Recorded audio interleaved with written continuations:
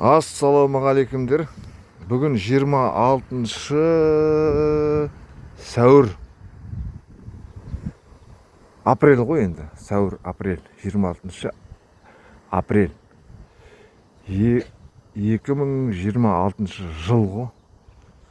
Мынау ғой біздің көшелеріміз. Осындай көше. Дамыған ел дейсің ғой да. Менің айтайын дегенім, мына жерде басқұдық тұрғындары, мына жерде 40 мың халық тұрады, 40 мың, 41 мың халық тұрады. Короче, осы халықтың атынан мен осылай шыққанмын. Короче, мына бас жоспар қайтарылсын деп, бас жоспарда мына жерде үлкен жол бар. 2014 жылғы салынатын жол бар.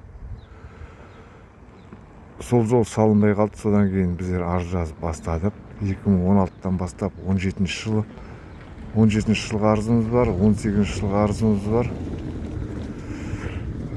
Жыл сайын жазып келатырық, осындай арыз жазып келатырық. Бірақ енді мынау жақында қаланып басталды. Мына жерлер сатылып кетті. Солай деп ойлаймын мен, сатылып кетті. Мына кірпіні мына жерге салып жіберді. Мына труба солай жатыр. Қалай жатыр, солай жатыр. Мына труба алыну керек қой. Мына кірпі салып жіберді. Кірпі газаймаққа айттық. Ол да тыңдамайды ешкімде. Бейдейді, жаңа акимат айтады. Бізге жазған кезде бірінші хатында ол менде бар, қазір жіберем группаға. Газаймаққа ескертілді, айтылды, ұсыныс берілді. Газаймақ деген кім ол? Кімнің адамы газаймақ? Газаймаққа ескерту берілді. Солай дейді да. Енді газаймаққа ескерту берілсе, мына трубаны, мына газдың трубасын, соған біздің күшіміз ғой. Ескерту берілген болса, ар жаққа салу керек қой. Ар жақты сат жіберген. Мына стекло бірдеме дейді, мына мекеме. Ар жаққа көшіру керек қой. Мына жер жол болу керек. Айтылды дейді, жауап келді. Оның дәлелі бар енді. Дәлелі бар. Газаймаққа ескертілді, ұсыныс берілді, сондай жауап келді бізге. Жауап келді кезінде. 2017 жыл мекен, 18 жыл мекен, сол хаттаманы қарайын үйге барып. Хаттамада солай жазылған. Бірақ мына газаймақ алынған жоқ, мына жер сатылып кетті.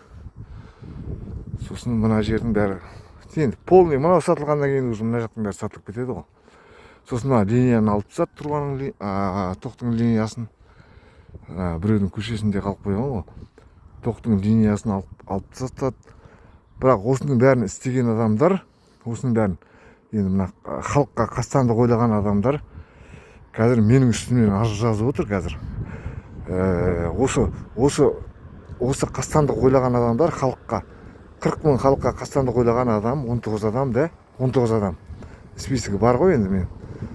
Сосын жібердім списігін. 19 адам. Ләззат Дәуен деген хатшы қол қойған. 20 Ләззатпен бірге. 20 адам дейміз. Соның үстінен, менің үстімнен Мақсат деген, Аликул Мақсат арыз жазған. Арыз жазған осы бас жоспар жөнінде. Мақсат алаяқ деген. Мақсат соны қорғап отыр. Алаяқ. Ол жер комитетінде жасады кезінде. Аликул Мақсат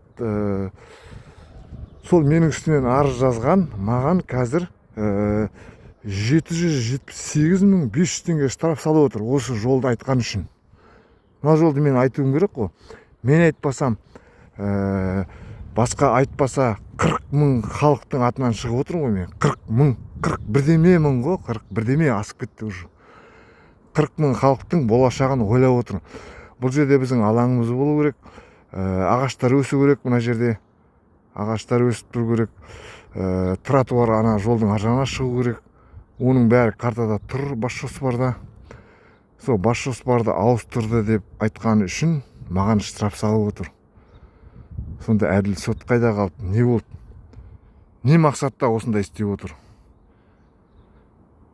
Халық жаулар деп айтуға болады, енді басқа қалай айтуға болады? Білмеймін, түсінбедім мен соған.